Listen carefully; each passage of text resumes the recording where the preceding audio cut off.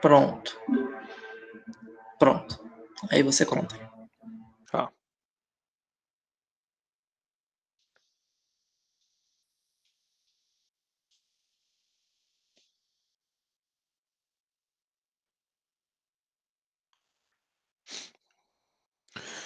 Olá, boa tarde, acho que já estou sendo gravado.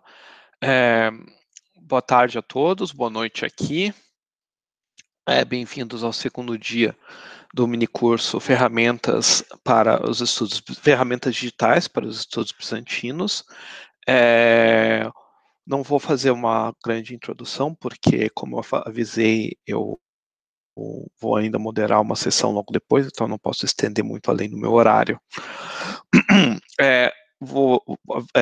A gravação do primeiro dia do curso já está disponível no Facebook e no YouTube, no canal do LAEMEB. Então, quem estiver vendo esse curso depois pode checar lá também, que vai estar o primeiro dia lá, tá certo? Só alguns avisos iniciais.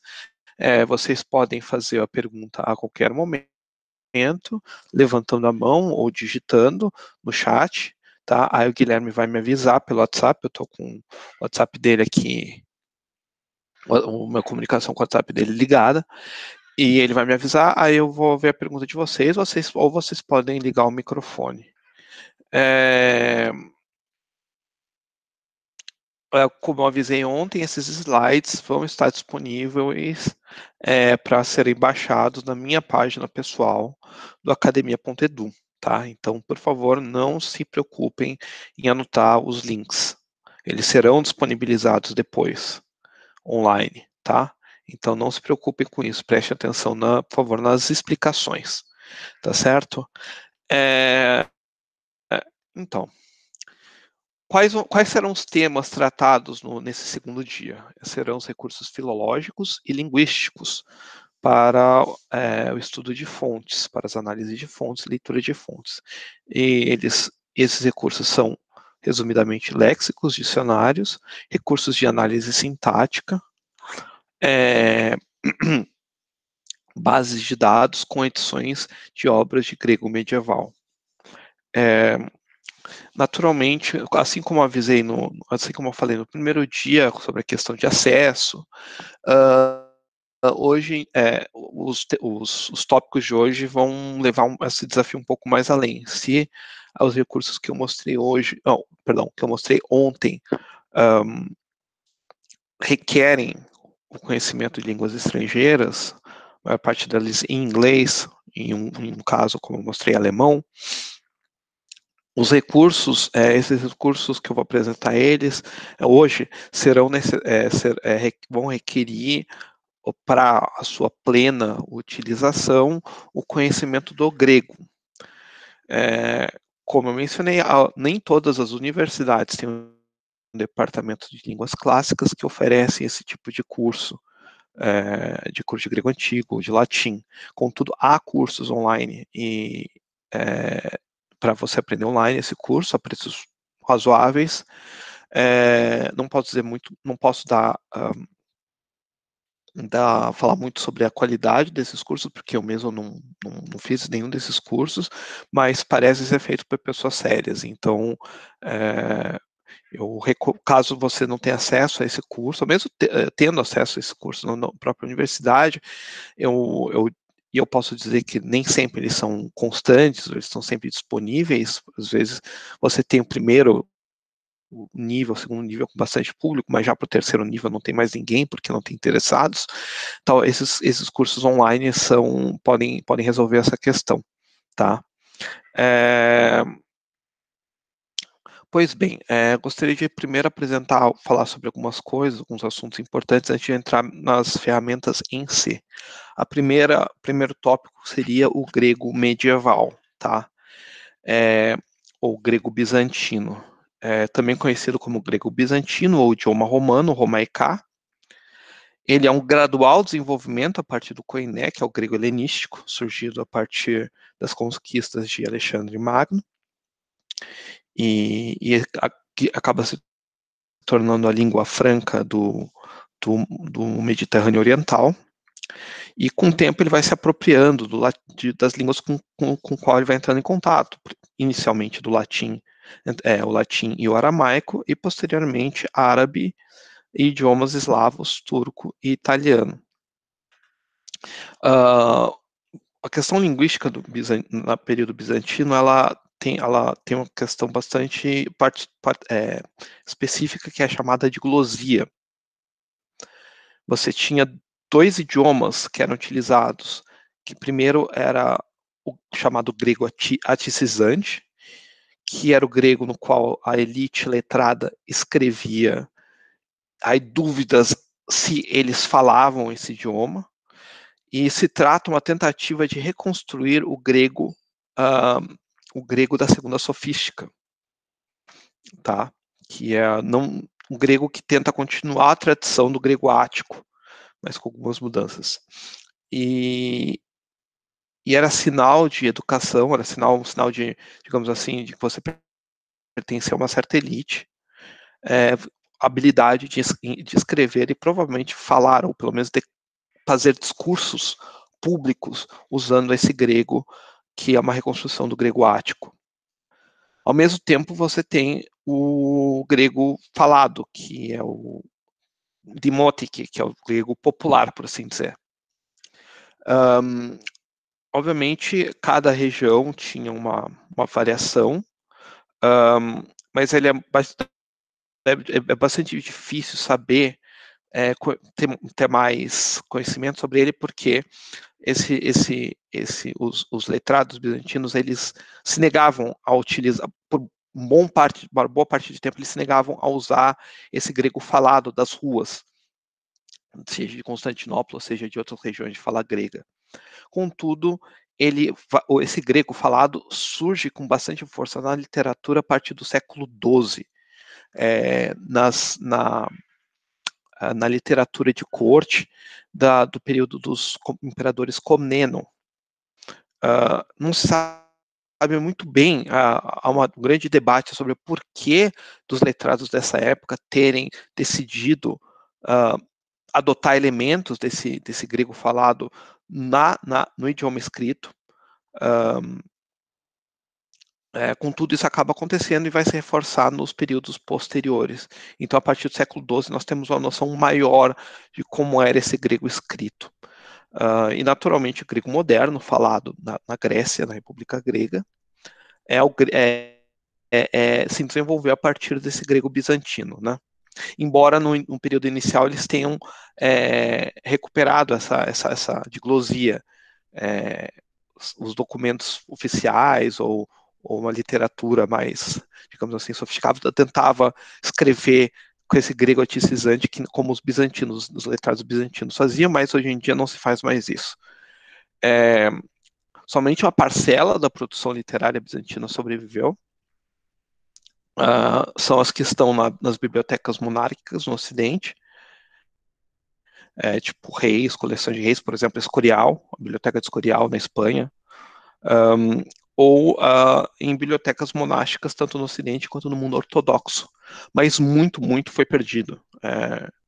Então, a gente tem muita coisa que a gente sabe que existiu, mas não chegou até nós, porque muitas das bibliotecas bizantinas acabaram sendo destruídas. E um fato interessante que poucas pessoas sabem é que falam muito dos bizantinos como aquelas pessoas que transferiram, que foram os guardiões da literatura clássica, mas uma coisa que as pessoas não sabem é que o que nós temos, o corpus de literatura clássica que nós temos, foi o que os bizantinos decidiram preservar. Então, se a gente pensar um pouco, o que a gente tem de literatura clássica é basicamente o currículo educacional dos bizantinos. Eles escolheram quais obras eram relevantes para a educação dessa elite letrada e decidiram preservar estas obras. Muitas que não interessavam a eles por um motivo ou outro não foram copiadas. Então, o que a gente chama de literatura clássica é o currículo da elite bizantina. Então, essa é uma coisa bastante interessante. É, outro tema interessante, outro tema importante antes de entrar nessas ferramentas é o tal do código beta. Ele foi desenvolvido por David Packard em 1971 e é o padrão para a codificação do grego politônico, quer dizer, o grego que usa acentuação, tá? Ele é usado em diversos projetos, como o Thesaurus Linguae Graecae, que eu vou mostrar, e Perseus. Cada língua do alfabeto grego, o sinal de acentuação, os chamados sinais diacríticos, corresponde a um signo ser digitado no padrão ABNT. A gente tem aqui essa tabelinha aqui com a que tipo, qual letra do alfabeto corresponde, qual letra do alfabeto, qual elemento do nosso teclado corresponde ao alfabeto grego, tá? E você também tem os símbolos para os símbolos fonéticos também. Aqui um exemplo de Macairás, aí você escreve assim no teclado ABNT, tá? Aí eu adicionei alguns links com mais informações sobre esse código beta que vocês vão poder ver quando eu disponibilizar os slides para, para que vocês possam baixar e explorar melhor essas ferramentas.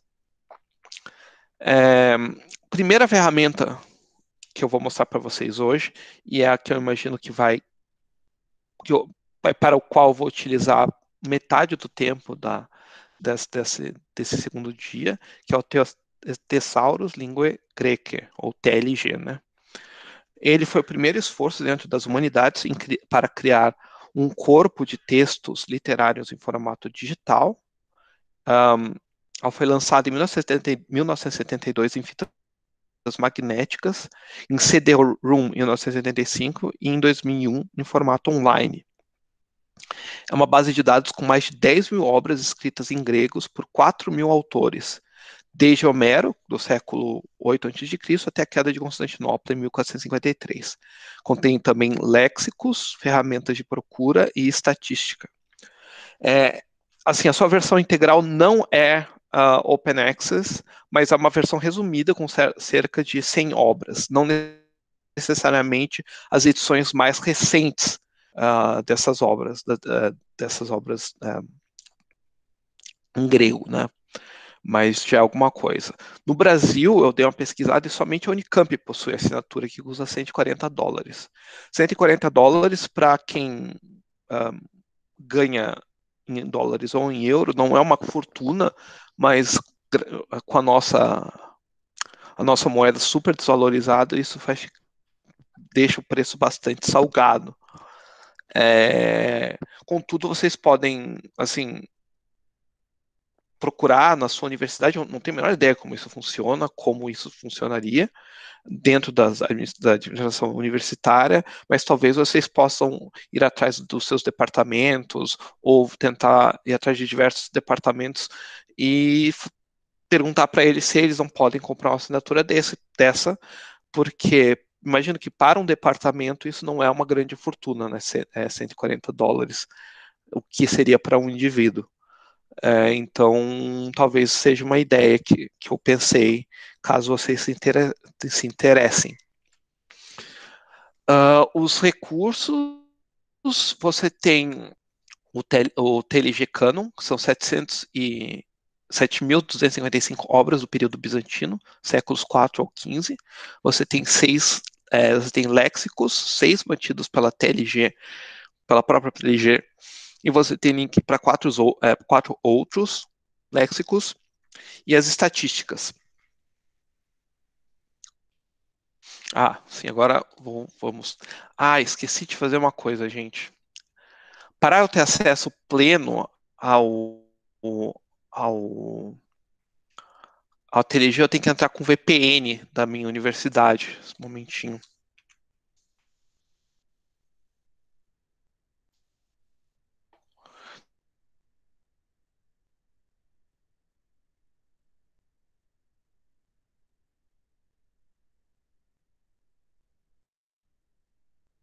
Espera, vocês estão.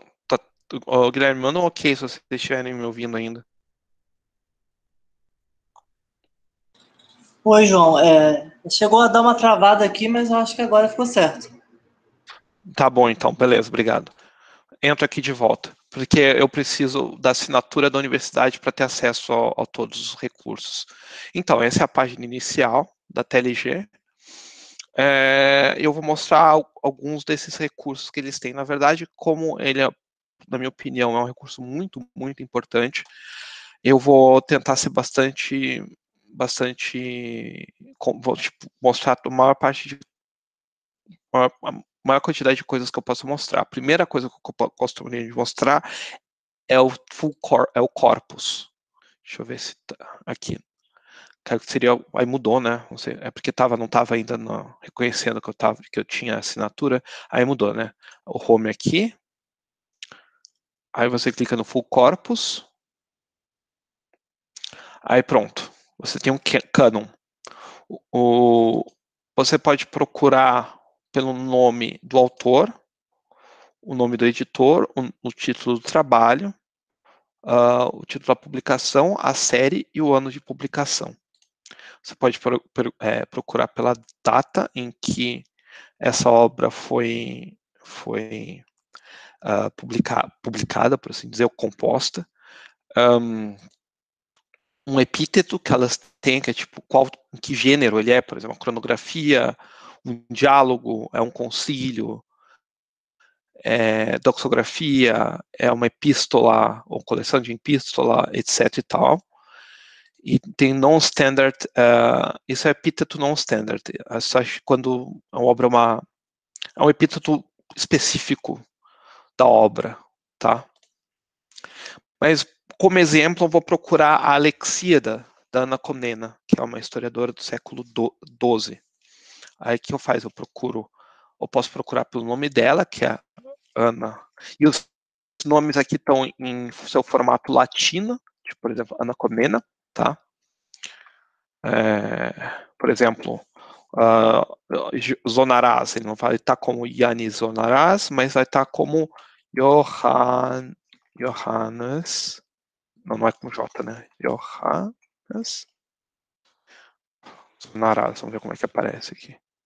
Tá, Johannes Zonaras, enfim, é um formato latino do nome dos autores, é um formato em grego, tá?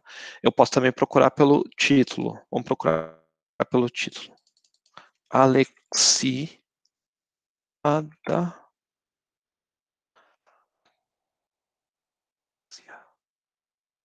Alexias. Aí você tem aqui um pequeno resumo sobre o autor, Ana Comnena, Hist de historiador, ou em latim, né? Filha Imperatores Alexi Comneno, Constantinopolitana, filha do imperador Alexi Comneno, de Constantinopla. Aí você tem aqui informação sobre a edição mais recente, que é do Athanasius Cambyses e Dieter Roderich Heinz. Mas você tem outras edições, por exemplo, Bernhard Leib, que é a mais antiga, de 45, reimpressa em 67, e você tem uma referência, uma cross-reference, que é digamos assim, uma tradução ou uma paráfrase da Alexíada, que são outras obras que se relacionam com essa. Mas vamos aqui ver na última edição, que é do Heinz e do Cambyses.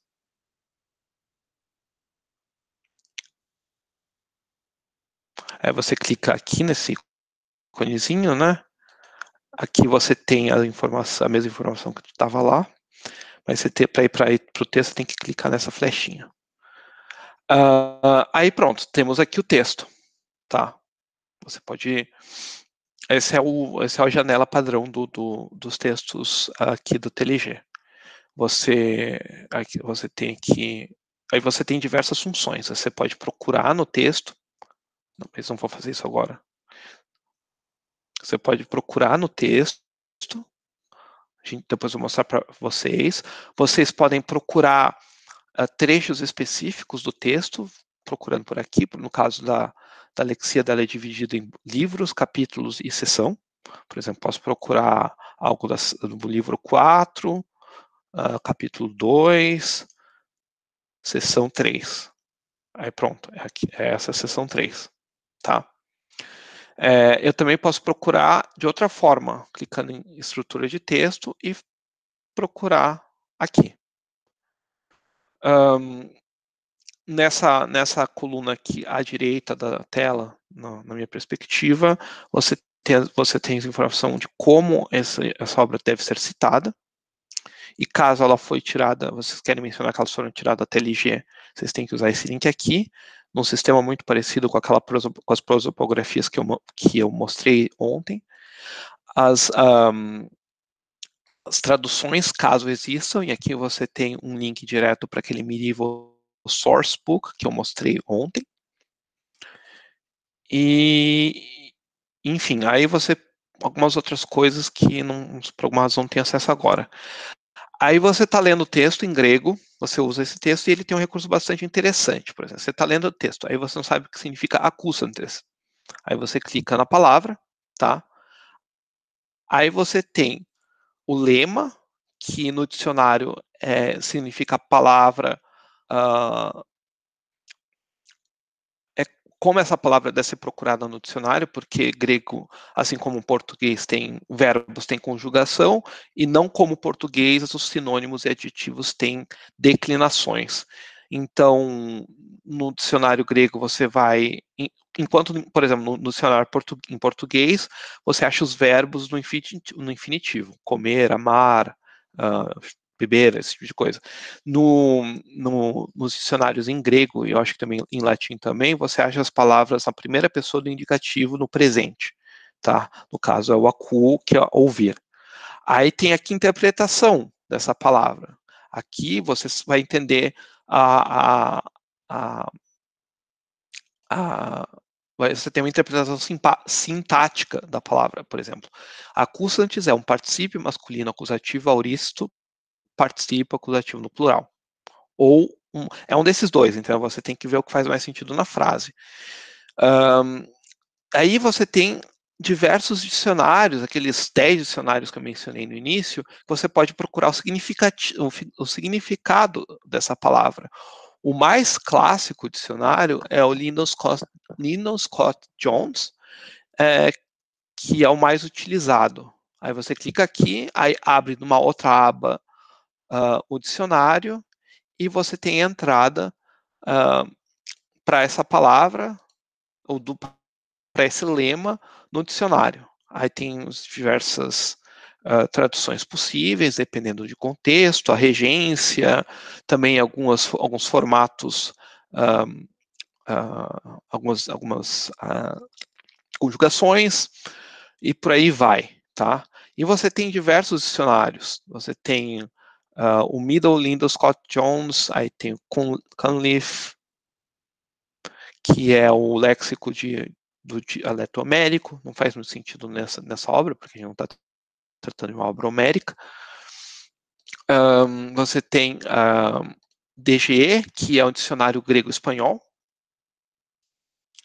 Você tem o Slater, que está no Perseus. A gente vai trabalhar um pouco com Perseus depois, vou mostrar para vocês.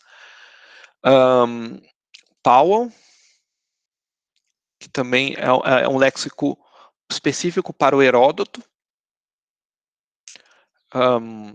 Enfim, Lamper, que é um outro dicionário, e tem outro dicionário aqui, e tem outros dicionários ainda nessa base de dados, que tem um dicionário específico para Bizâncio, para grego bizantino, tá?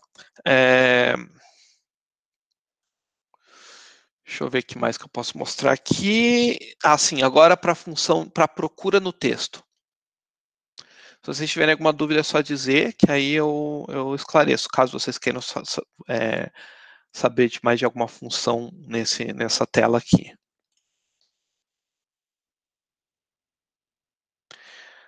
Tá. Aí essa função é procurar no texto. Como eu estava já aqui na Alexia da Diana Comnena, quando eu cliquei aqui, essa obra já foi selecionada aqui. Isto é, eu vou procurar dentro desta obra. Eu podia tirar, caso a Ana Comnena tivesse outras obras, eu poderia simplesmente deletar aqui e aí ela procuraria em toda a obra da Ana Karenina, mas como ela só tem um livro, ela só vai procurar na Lexíada, tá bom? E aqui você tem diversas ferramentas de procura. Você pode procurar pela palavra, você pode procurar pelo lema, que é a entrada no dicionário, e você pode procurar busca textual. Eu não sei, sinceramente, eu não sei muito a diferença da procura textual das outras duas. Você pode procurar, no caso, por exemplo, no caso do Word Index, você pode procurar a palavra já declinada ou já conjugada. No lema, você procura um lema original, isto é, a palavra dicionarizada, tá bom? E você pode, se você clicar Case Sensitive, por exemplo, se você escrever uma palavra numa declinação, numa conjugação específica, ela vai procurar só essa palavra nessa conjugação ou nessa declinação específica. Exact match é um encontro, tipo, é o procura exata, isto é, caso você esteja procurando uma palavra numa grafia alternativa e você quer só achar essa grafia alternativa, você clica aqui. Sensitivo ou diacríticos são quando você quer adicionar, porque assim, esse sistema que eu mostrei para vocês, o sistema beta, o código beta, ele às vezes é difícil adicionar os diacríticos, então se você digitar só as letras da palavra sem os acentos, ele vai achar, na maior parte das vezes. Mas caso você queira achar uma palavra naquela exata acentuação, porque às vezes as palavras em grego você tem, digamos assim, as palavras com a mesma grafia, mas devido à acentuação elas têm significados diferentes, você pode procurar aqui, tá bom? Mas vamos procurar, por exemplo, a palavra, vamos dizer, autocrator, que é um título do imperador. Aí nos resultados dão as diversas partes da Alexíada em que essa palavra aparece, tá? E como vocês podem ver aqui, ela aparece em diversos formatos que são as diferentes declinações dessa palavra no grego.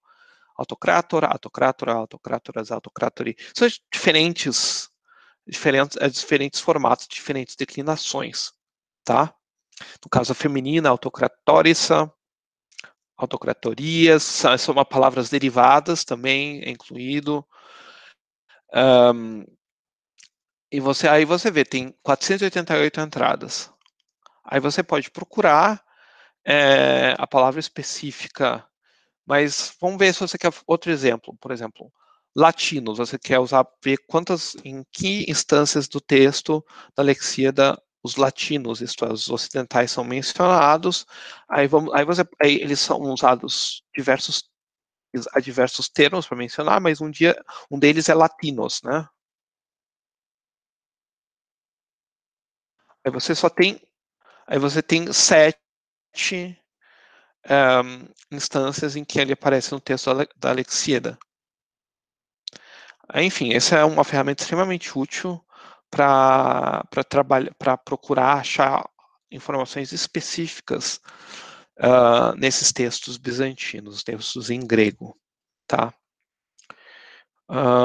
Bem, essa é a procura simples que eu mostrei. Aí você pode procurar por proximidade. Isto é, você quer ver como duas palavras se associam uma com a outra no texto, tá? E a mesma coisa, Word Index, lema, Textual Search. E você pode procurar diversos temas, você pode aqui escolher qual a distância a palavra vai estar uma da outra.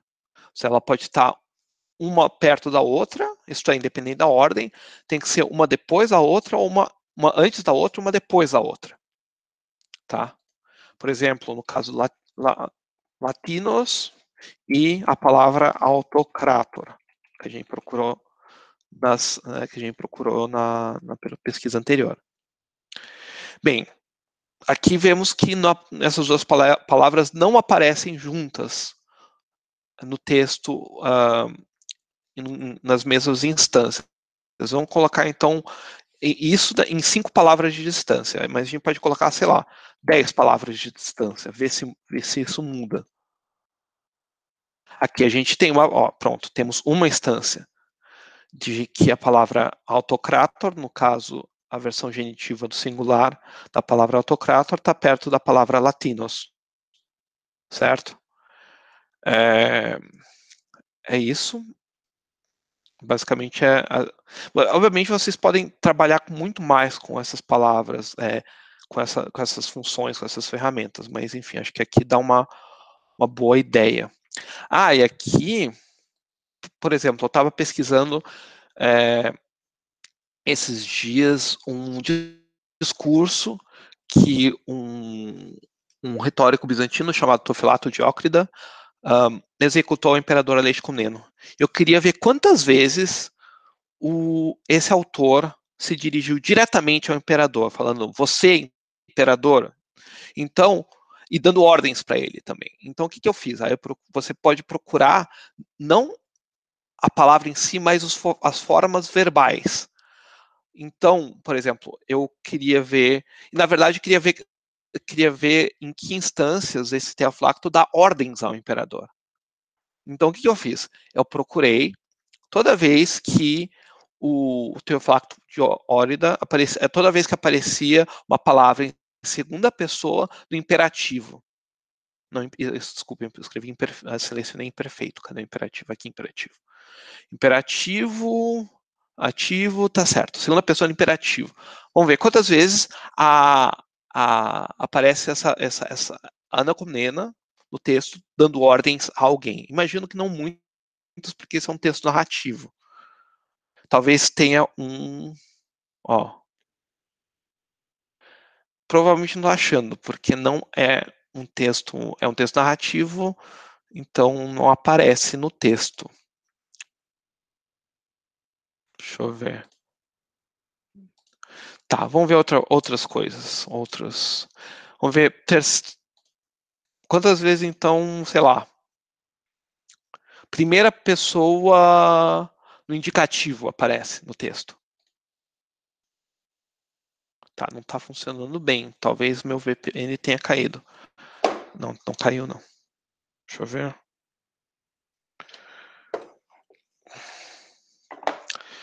Tá, tô dando um errinho aqui. Vou voltar para aquele texto que eu estava trabalhando. Talvez com ele funcione.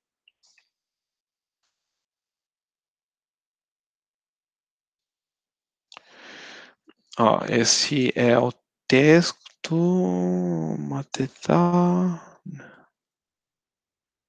Aqui. Esse é o texto que eu estava trabalhando. Tá? Aí eu coloco aqui Search this text, Advanced Proximity. Aí eu vou ver aqui, segunda pessoa, no imperativo. Vamos ver o que aparece. Tá, não está funcionando esta. Deixa eu ver o que é.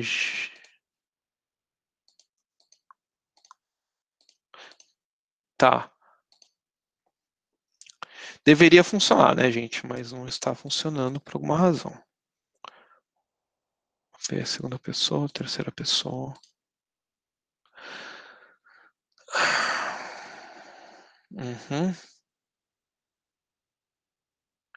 Tá, não funciona. Porque é uma versão beta, né? Então talvez não funcione muito bem. Mas, enfim, tem essa função. Talvez se a gente vir aqui alguns meses no futuro, isso vai estar funcionando direitinho. Tá, outra função que eu quero mostrar para você é o browse, que é praticamente explorar o texto. Uma função interessante aqui é que você pode explorar dois textos em paralelo. Por exemplo, vamos ver Ana Comnena, Alexíada, e vamos ver a cronografia do Miguel Picelo. Cronografia.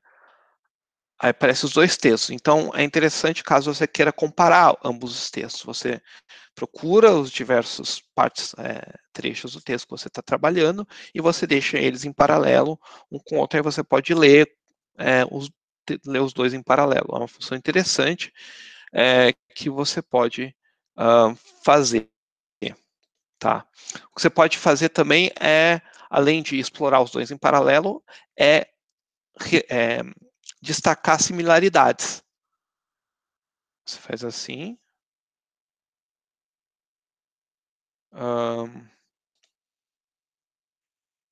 Aqui, você vê trechos dos textos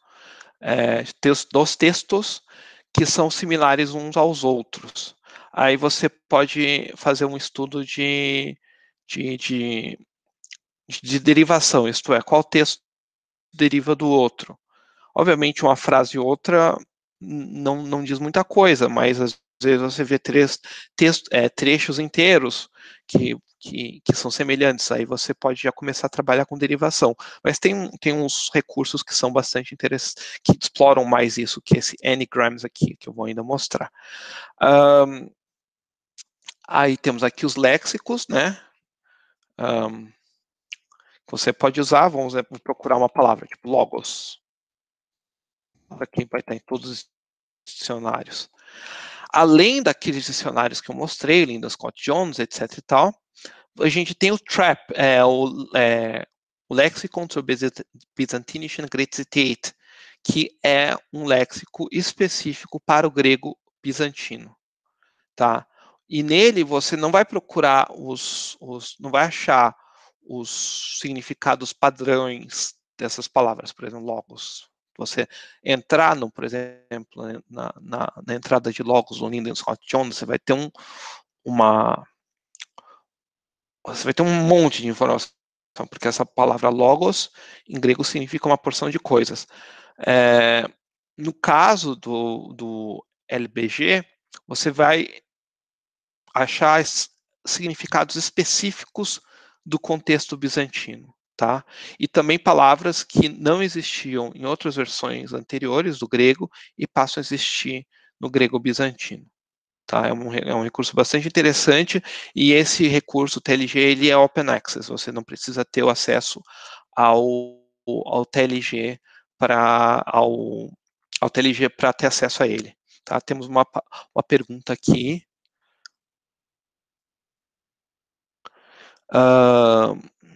Tá. Não tem que adicionar a palavra pela qual procurar nessa conjugação. Você pode procurar tanto a conjugação específica como a entrada no dicionário, tá? Caso você queira procurar a conjugação específica, você vai, por exemplo, cadê o text search? Vamos ver se eu tenho aqui o text search. Você pode clicar aqui, ó, case sensitive, aí você pode, sei lá, procurar logos, que é o dativo plural. Aí você vai achar quantas vezes o logos aparece. Essa declinação específica aparece no texto, tá? É um recurso que existe também. Espero ter respondido a sua pergunta. E também funciona para conjugação. Eu usei na declinação, mas funciona a mesma coisa para conjugação. A pergunta do Tiago.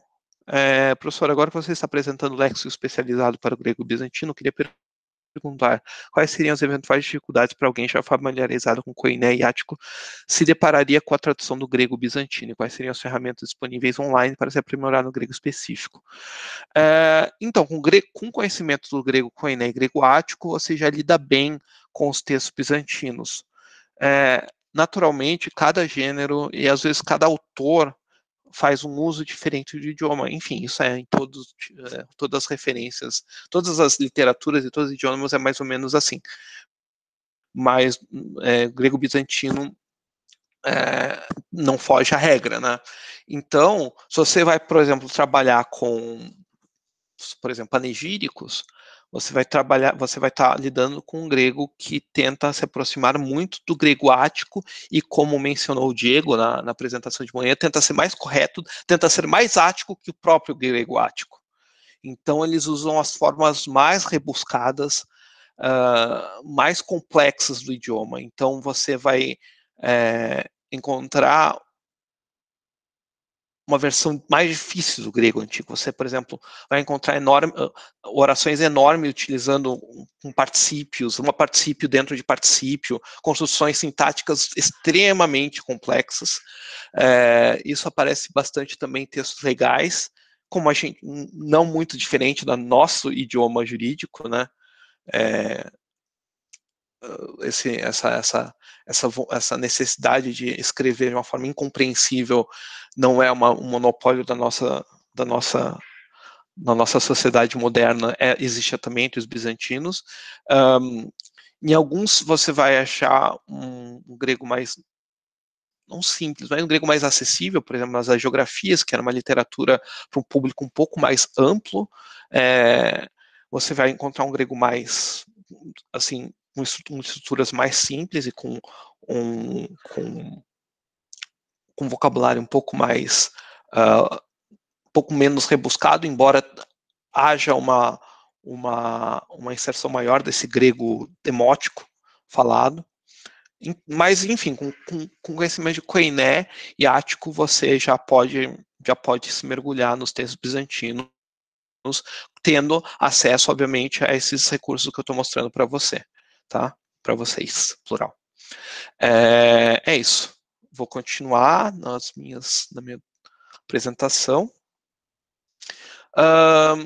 Próximo recurso que eu queria mostrar para vocês são n-grams, que é também um recurso de comparar textos, como aquele do browse. Aqui, no caso, ele tem mais recursos. Por exemplo, cronografia, voltando para a cronografia e para a Ana Comneno. Tá? Você pode comparar textos. Eu não fiz uma coisa errada. Vai mostrar toda vez que aparece no mínimo de palavras em comum. Você pode fazer de 1 para 6, mas vamos ver, eu quero fazer um estudo para saber as possibilidades de derivação da cronografia para a lexíada. Aí você escolhe um monte de palavras, aí você vê que, de fato, existem várias frases em comum entre uma obra e outra. Aliás, como vocês podem ver, diversas. Aí você, por exemplo, temos aqui trechos inteiros e você pode aqui concluir disso que a Ana Comnena era uma leitora do Miguel Pselo. Enfim, isso é já conhecido, ela própria mencionando o texto, mas só para dar um exemplo para vocês, tá bom? Você pode fazer com várias obras, e você tem, obviamente, obras mais antigas, você pode comparar, por exemplo, sei lá, Tucídides. Tucídides com TH, né? Tucídides. Aí você procura a história, aí você compara os textos, aparentemente não tem. Vamos ver. Curiosamente não tem, imaginei que iria ter trechos tirados, expressões, porque ela mencionou no texto do Tucídides, no jeito não ter, mas a gente pode então procurar Heródoto.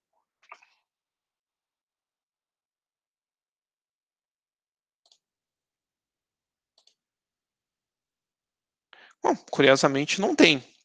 Enfim, mas você pode ficar aí, você pode usar essa ferramenta para fazer vários tipos de comparação entre diversas obras, tá? E você pode procurar por word form e lema.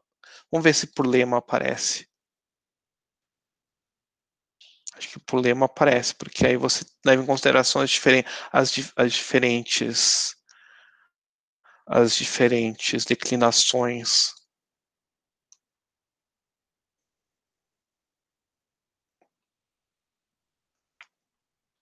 Enfim, temos aqui vários trechos semelhantes entre as duas obras. É isso. Essa conta com relação a esta funcionalidade. Outra função interessante são as estatísticas. Você pode uma função que eu acho especificamente divertida, que você pode ter, você pode fazer uma análise estatística das diversas obras ou de um certo período da literatura em certo período. Aqui, no caso, na página inicial, você tem o corpus completo, aí você pode ver, por exemplo, autores por século, século 3 a.C., 309, 171, aí você vê que o número de autores que escrevem grego no século 0 antes de Cristo, depois de Cristo, estranho, deve ser o primeiro antes de Cristo, não sei o que eles consideram zero depois de Cristo, mas no século I depois de Cristo tem 141, aí você vê que tem um aumento no século II depois de Cristo, que corresponde à segunda sofística. Aí no século VIII tivemos uma diminuição de número de autores, aí vemos um aumento e por aí vai, tá? Aí você vê quais são os autores que escreveram mais obras, aqui estão listados por número, porque cada autor e cada obra corresponde a um número, mas você pode saber quais são os autores que mais têm palavras. No caso, é o João Crisóstomo, que ele tem de fato uma obra muito ampla. Aí depois você tem o Galenos, aí depois você tem a Basílica, que é um compêndio de legislação no imperador Leão VI, então obviamente é uma coisa muito volumosa e por isso com muitas palavras. Aí você tem os maiores obras, que aqui está exposto de uma forma gráfica, mas você pode ver aqui qual que é, no caso é o Basílica, esse compêndio, esse tratado, não tratado, que eu posso dizer, o Basílica é uma reedição de uma compêndio de legislação romana feito por Leão VI. Aí depois você tem o Estácio de Tessalônica, que escreveu um comentário a Homero, que é uma obra gigantesca também, tá? E por aí vai. Você pode você pode também delimitar o período. A gente pode, vamos ver como é que é no período bizantino, entre o século IV e o século XV. Aí a gente vê, tem esses mesmos gráficos, a gente pode ver quais são os autores com mais obras, não muda muito, porque os campeões já eram bizantinos. Você pode saber também qual eram as palavras mais usadas. Por exemplo, se você vê em períodos anteriores, aqui, século até menos século 8 a.C. ao século IV depois de Cristo, a lema, a palavra theos está em quinto. Aí quando você vai para o período depois da cristianização, theos vai para... Não, espera um pouco.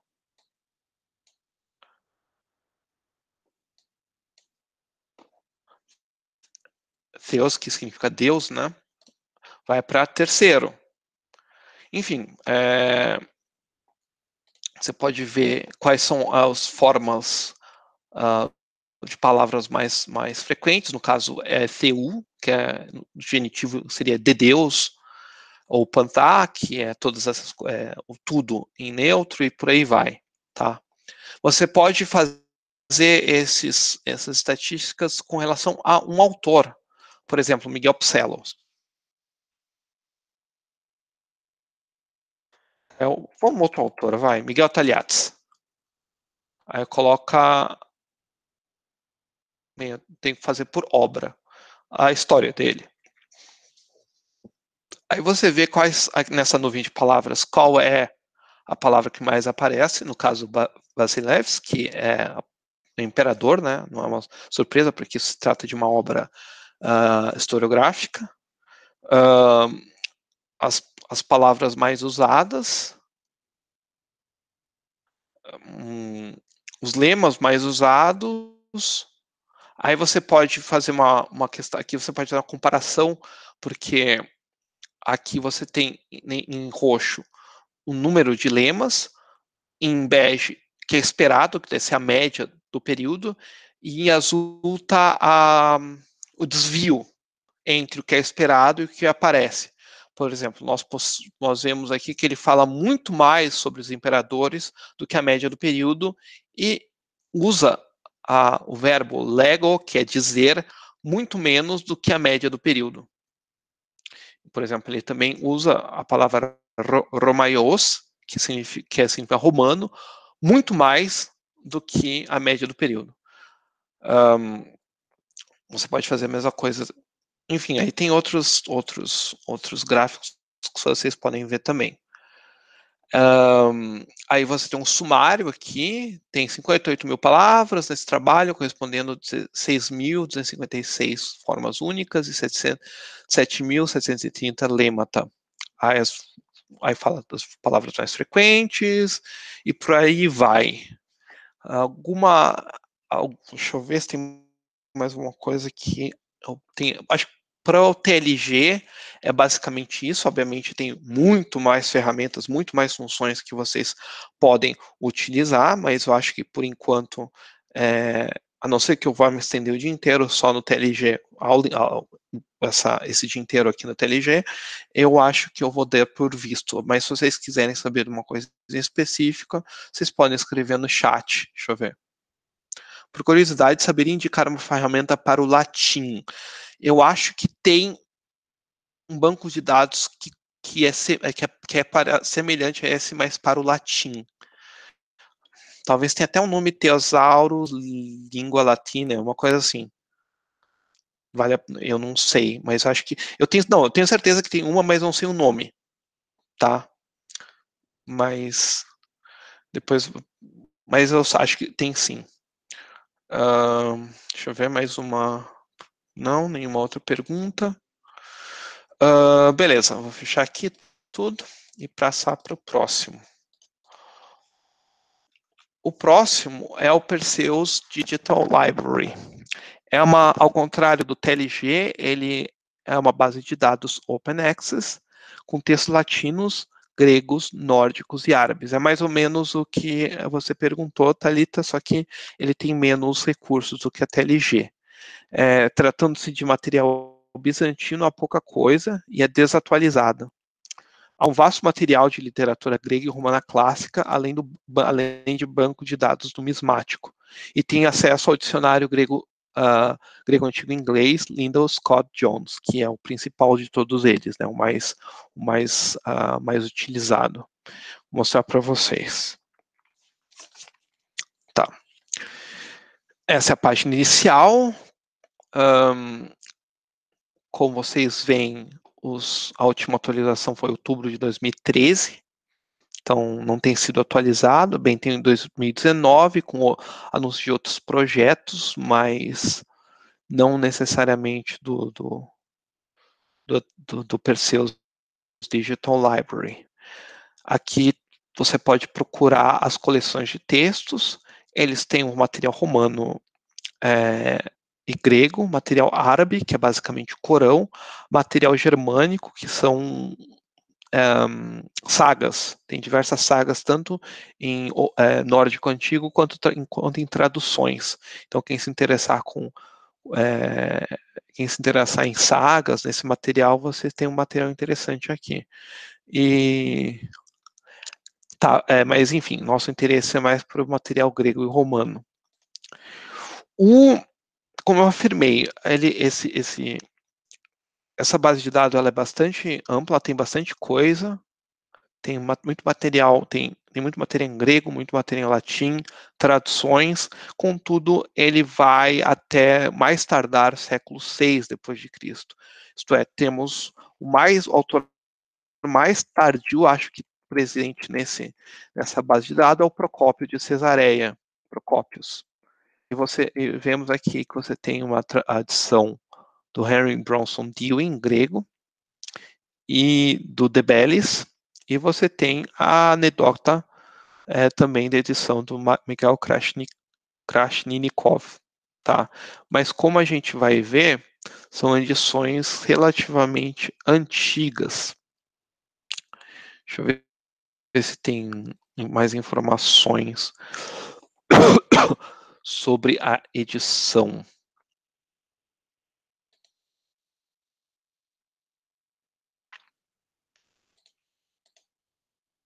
Não tem. Deixa eu ver aqui. Aqui nesse site de ajuda, eles explicam um pouco como é estruturado a página, tá? Aqui tem a barra de exploração, de browse, aqui tem o texto,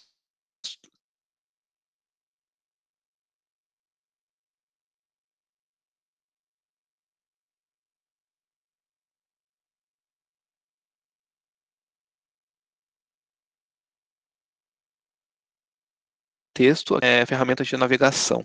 Por que isso? Aí você pergunta, tá, qual a diferença? O texto é em grego mesmo? Então, tanto faz se a edição foi publicada ontem, foi publicada em 1899. Faz uma diferença porque, primeiro, cada edição vai corrigindo os erros que o autor anterior cometeu.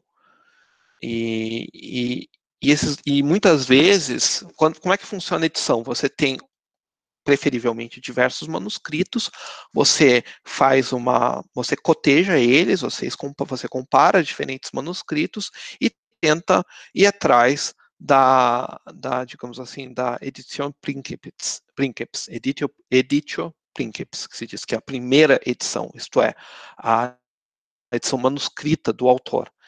Obviamente, a maior parte das vezes a gente não tem essa editio Princeps, foi perdida. O que nós temos são cópias posteriores dessas edições.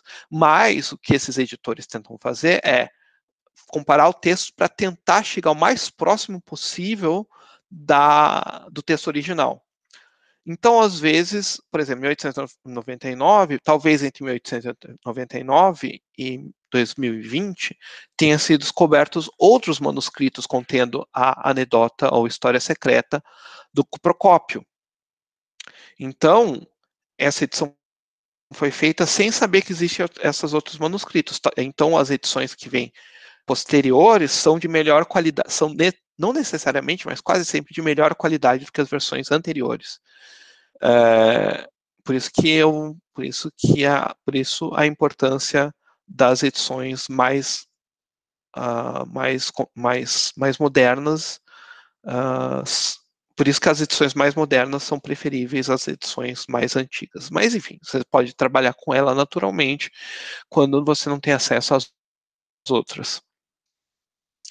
E, semelhante ao TLG, você tem também esse recurso de clicar na palavra que você tá lendo. Aí você não clica na palavra, aí ela vai direto para o léxico, que no caso você tem o Lyndon Scott Jones, que você pode saber o que é um romaios. Aí é um romano, tá? É uma ferramenta, essa ferramenta que você pode usar à semelhança do TLG. Você pode procurar o trecho do texto que você está atrás, tá? No capítulo 1, seção 23, mas tem os capítulos, você pode aqui escolher como tem no TLG, e você pode procurar por aqui, tá? Por exemplo, capítulo 3, seção 4, tá? Basicamente isso.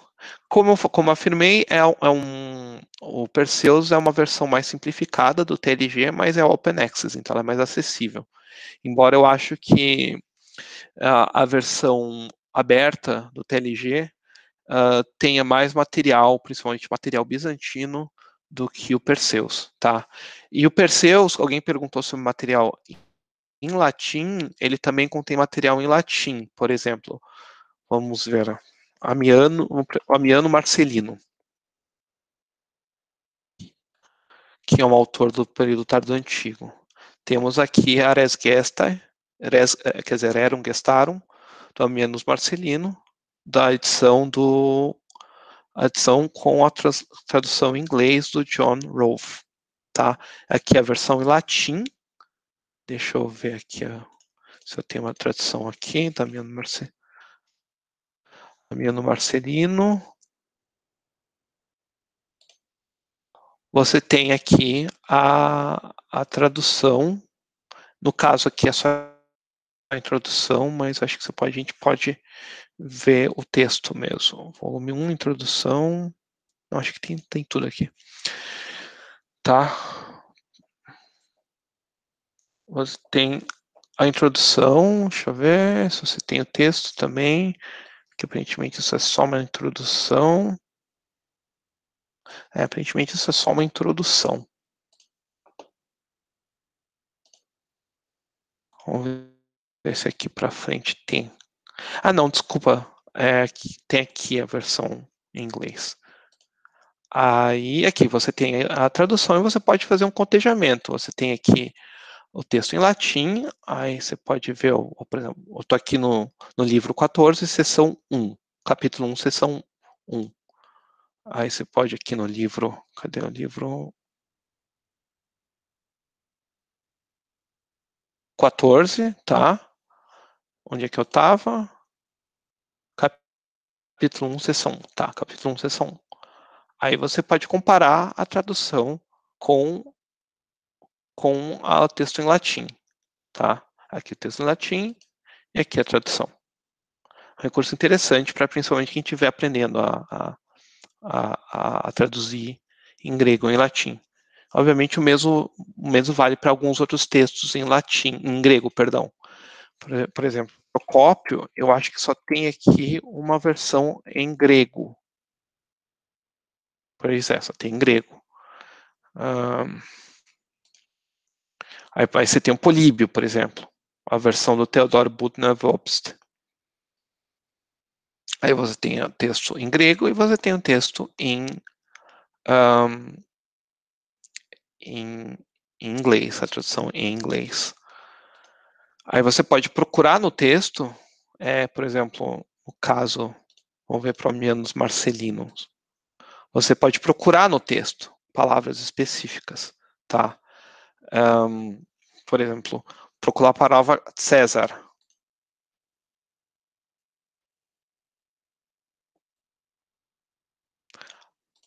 Aí você tem aqui as diversas instâncias do texto no qual a palavra César ou César, dependendo da pronúncia, aparece.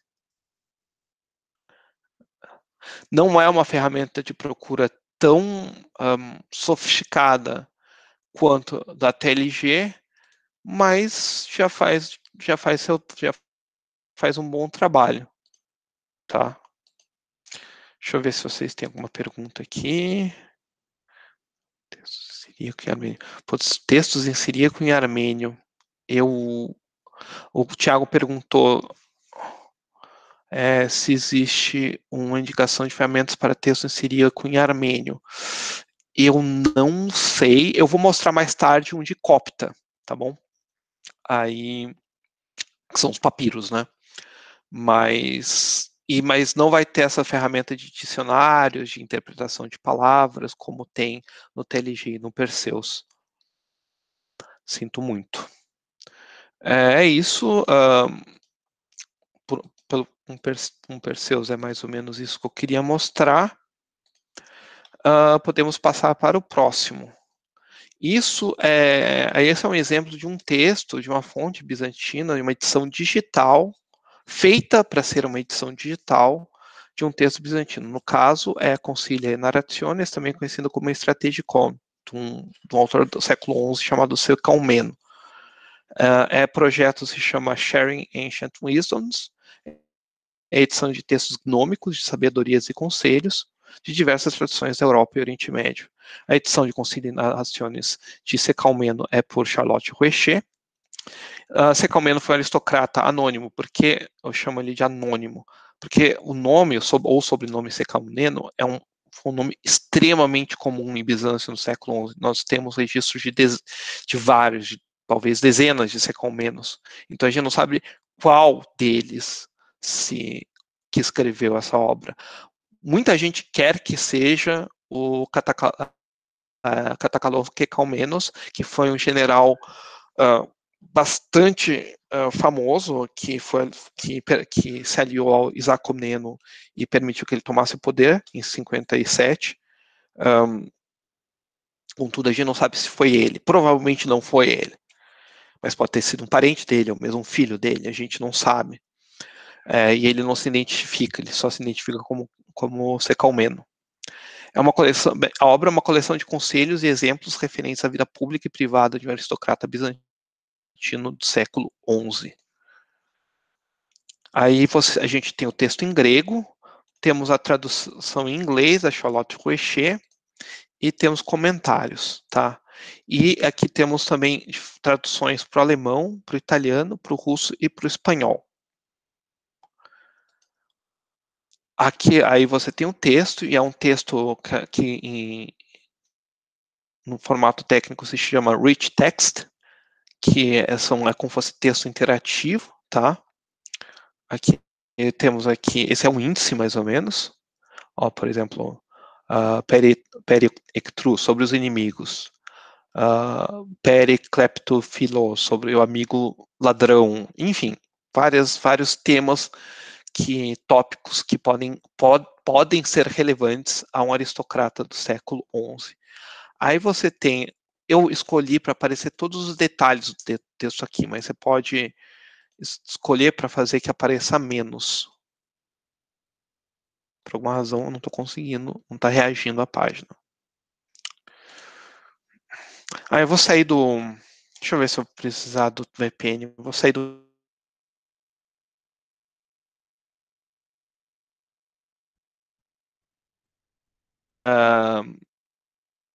aquilo que eu falei das edições, que o editor coteja diversos manuscritos em busca do que seria o texto original. Na edição, você vai ver umas notas de rodapé, que é o aparato, que é caso em algum outro manuscrito haja uma variação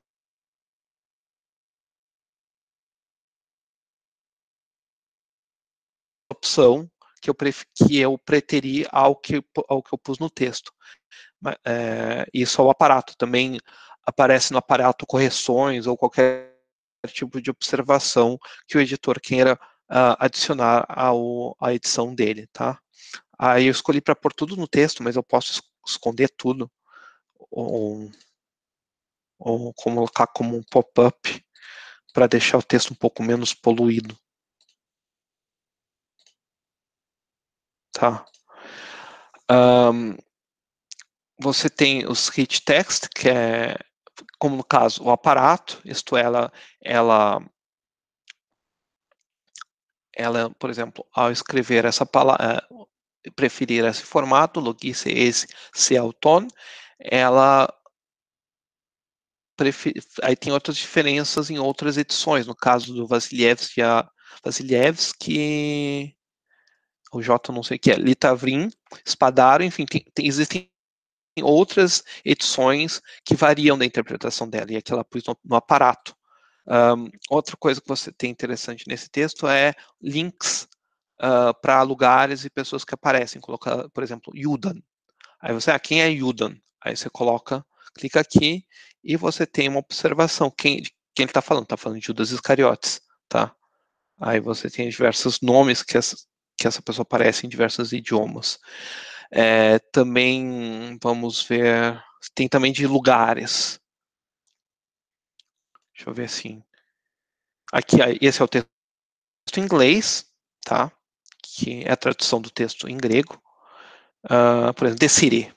Tá falando The Affairs of the City. O que o autor está falando? O que é esse The City? É Constantinopla. Aí você tem uma entrada aqui com a localização geográfica, uma descrição nessa base de dados da Pleiades. É uma ferramenta interessante, só tem esse texto, na verdade tem outros textos, mas texto bizantino só tem outro. Você, por exemplo, tem coleções em gregos, em árabes, você tem Florilegia, textos também nomologia arábica, etc. e tal. Se vocês se interessarem por esse assunto, vocês podem explorar mais essa página, tá? Deixa eu ver se vocês têm alguma pergunta.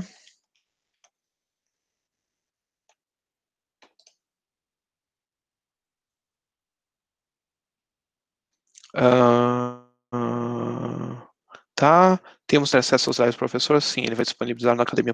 Beleza, é isso aí. Já responderam. Outra ferramenta. Temos pouco tempo, mas acho que estamos acabando.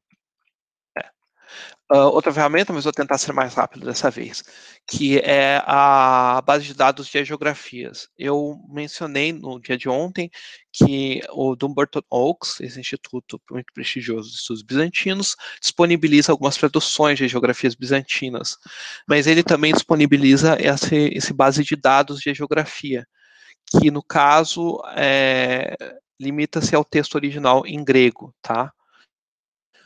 Vocês aqui é uma entrada específica de um dos santos, tá?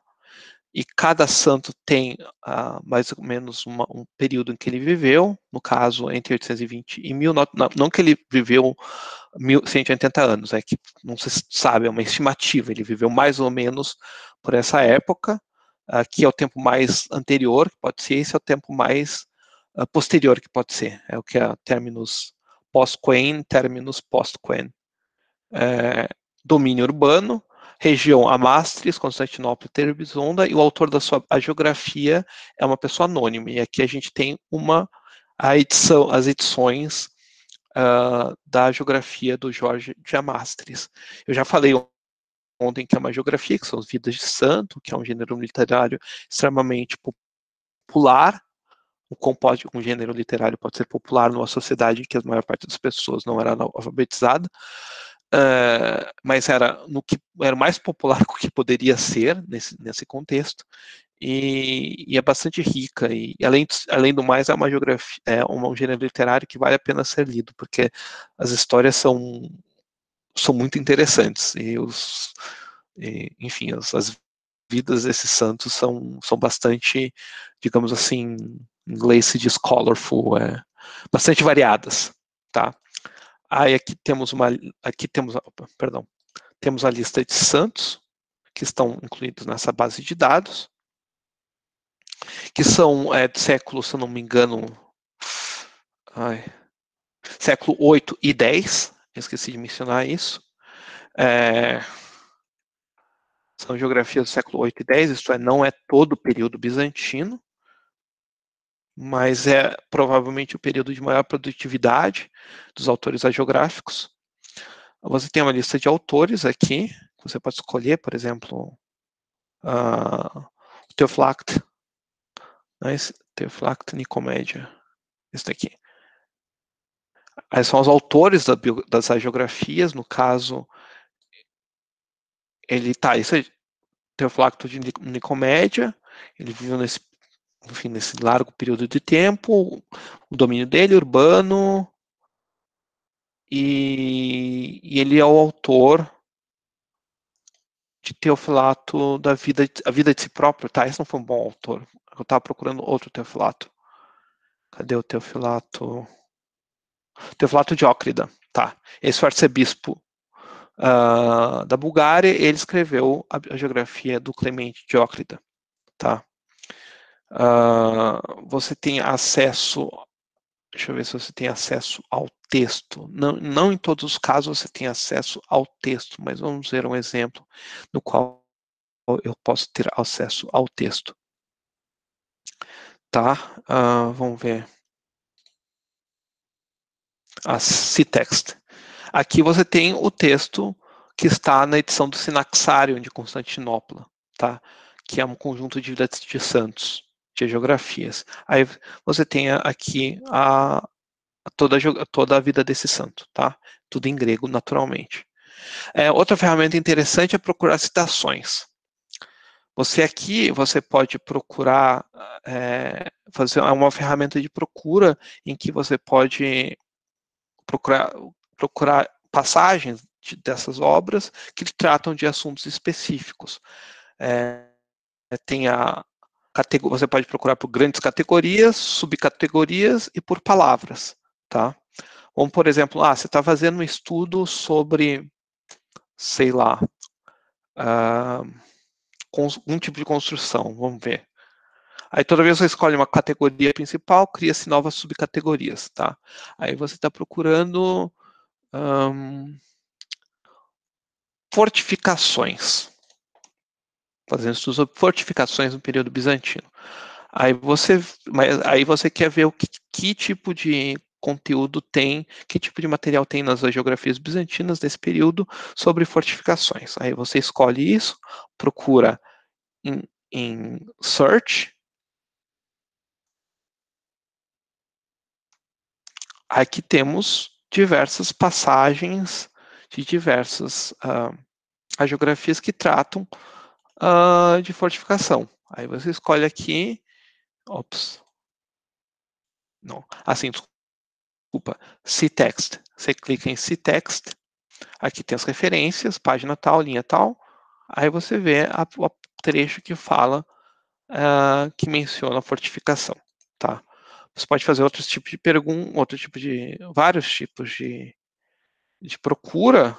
Deixa eu ver se dá para voltar.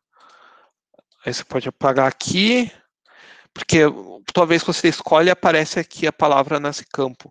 Aí você pode deletar simplesmente ou procurar outras coisas. Você pode procurar por nomes próprios, você pode procurar por nomes topográficos, isto é, locais, ou notas. Por exemplo, você quer procurar topografias que mencionam Niceia. Aí você clica a palavra Niceia, em inglês, né? Versão em inglês da palavra.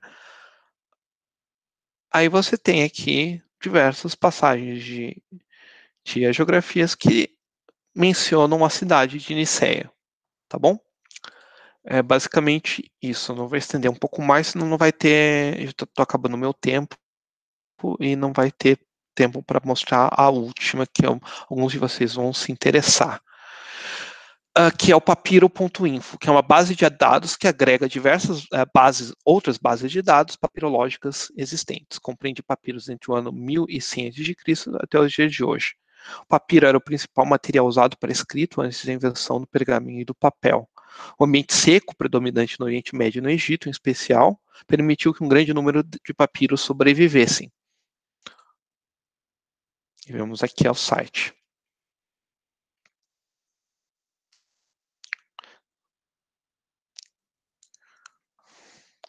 Deu uma travadinha. Deixa eu ver se eu consigo ir direto para cá.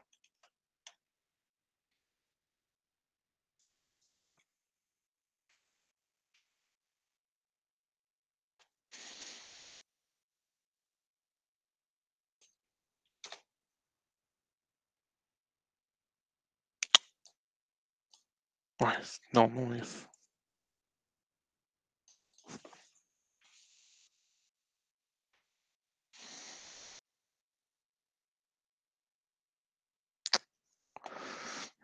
Perdão pela demora. Vamos ver se tem alguma pergunta aqui.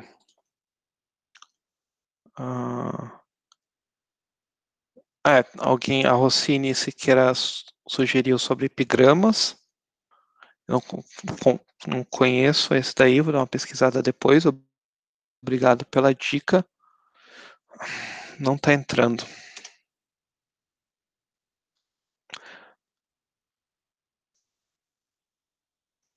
Muito bom. Deixa eu ver se há uma questão da internet. Não, acho que é um problema da página mesmo. Bem,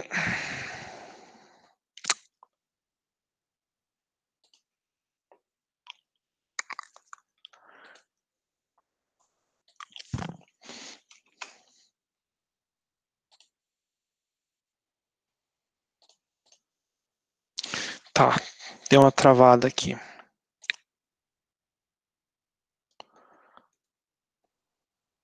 Tá, vou ter que entrar de novo.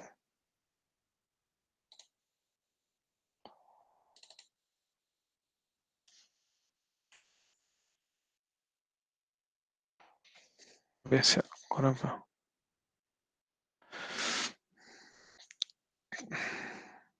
Tá tudo certo, é só a página do papiro.info não está entrando.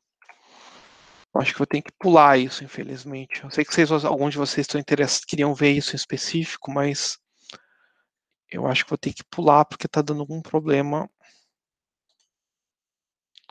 com essa página em específico.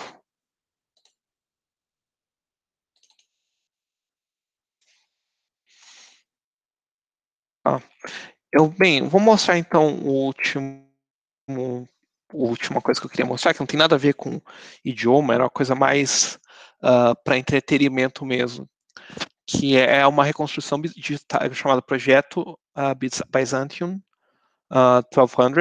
1200, que é um projeto de reconstrução digital de Constantinopla no ano 1200, levando em consideração que os edifícios, monumentos estavam em condições não estavam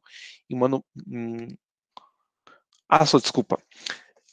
Melhor, eu entro na página e explico melhor o que eu quero dizer com isso. Tá, de fato, é o problema do papiro.info.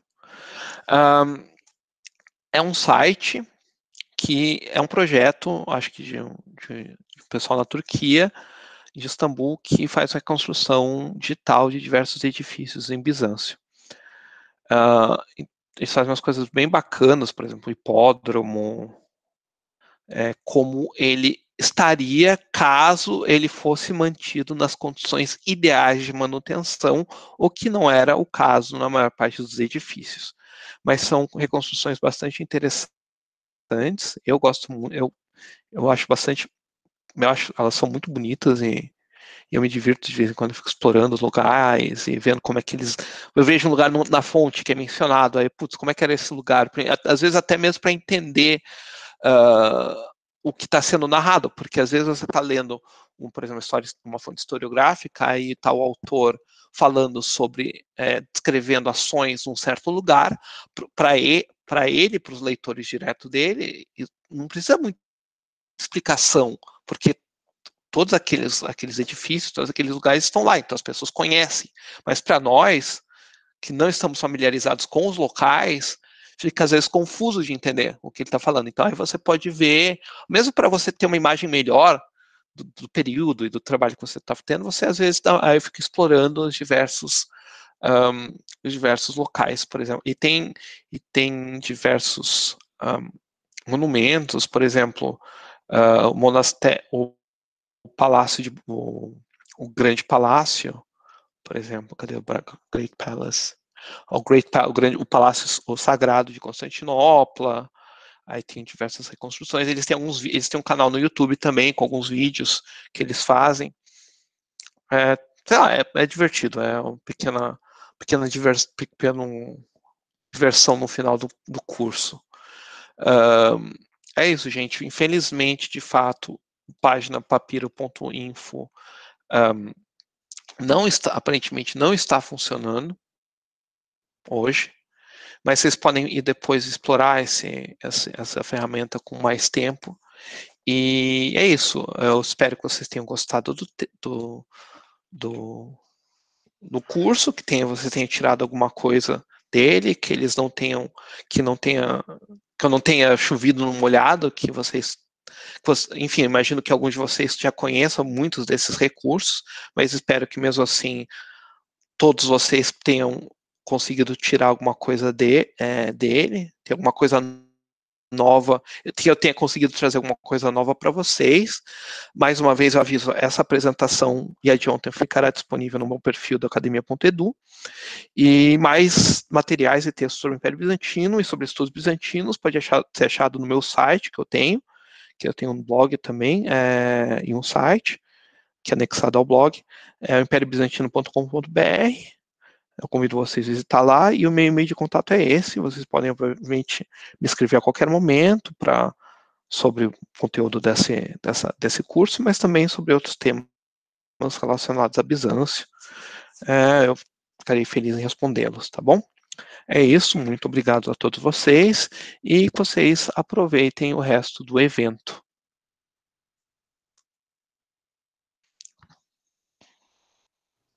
Obrigado, João. Obrigado. Vou desligar aqui, tá bom? Tá bom. Mas que chato, papiro.info não funcionar hoje.